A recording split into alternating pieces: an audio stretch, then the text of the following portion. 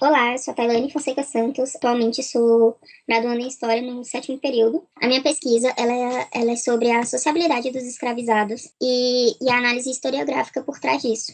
A pesquisa ela inicialmente foi pensada numa lógica de resistência, só que essa resistência me era muito atribuída como uma questão de luta mesmo, luta direta, questões lá relacionadas a quilombos e coisas do tipo.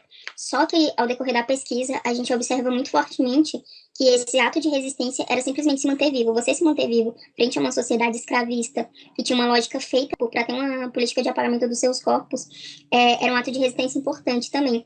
Então, assim, a gente observa aqui muitos aspectos sobre a presença mesmo por meios legais desses escravizados na sociedade colonial. As sociabilidades, elas vão se apresentar em três núcleos. Primeiramente, no compadrio, no matrimônio e nas irmandades, que eram meios pelos quais esses escravizados conseguiam usar de artifícios legais para participar da sociedade. Isso demonstra como tem uma relação muito mais orgânica e complexa por trás de todos os aspectos da escravidão do que aquilo que é apresentado comumente para a gente nos livros didáticos. Então, assim, o compadrio, ele era uma questão muito importante, porque o batismo, ele configurava novos laços, assim como eu mencionei aqui, laços familiares, seja nuclear ou formando suas relações sociais. Esses laços que se formavam eram a partir de que, com o apadrinhamento, esses padrinhos, eles viravam uma espécie de pais espirituais das pessoas, ou seja, era até uma forma de você, muitas vezes, o que aconteceram dos escravos darem seus filhos para os próprios senhores para apadrinhar, era uma forma de você ter alguém para zelar pelo seu filho, algo que você não poderia fazer. Então, assim, era um laço que, além do laço consanguíneo, era um laço espiritual, propriamente dito. E era necessário compreender a formação das famílias urbanas primeiro para que se possa entender a escolha do compadrio.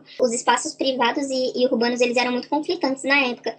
E uma prática que era proibida para a época eram de senhores que batizavam seus próprios filhos com escravas. Já o matrimônio, ele era uma questão muito complexa para a época. O matrimônio, ele era um desses arranjos necessários para a sobrevivência cotidiana. Os senhores até mesmo utilizavam do matrimônio dos seus escravos para que fizesse com que eles construísse uma relação ali. Então era meio que uma bondade velada ali, uma dependência que você criava nesses escravizados, você cedendo um pedaço de terra em que eles iam cuidar para você e ao mesmo tempo eles estariam ligados contigo. Então, assim, só que esse matrimônio também acontecia de uma forma muito própria, porque, assim, os casamentos, às vezes, eles eram uma forma da escrava, principalmente, adquirir liberdade, denunciando a igreja que vivia em concubinato com o senhor.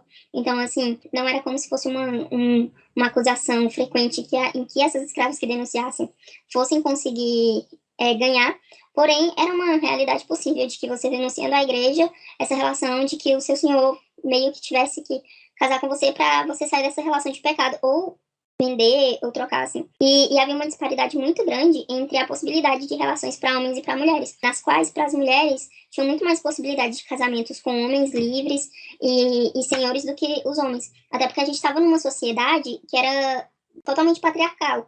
Por fim, na questão das sociabilidades, a gente tem as irmandades. Elas eram uma forma de organização dos negros urbanos, porque era justamente a efetivação desses negros indo buscar por meios legais a possibilidade de existir. E, de fato, havia um enorme número de escravos no período e na região da América Portuguesa. E continuava a crescer esse número de escravos. Ou seja, isso influencia diretamente na multiplicação dessas irmandades de negros. Voltados à Nossa Senhora do Rosário é porque era uma forma de manifestação religiosa e política as quais eles adquiriam.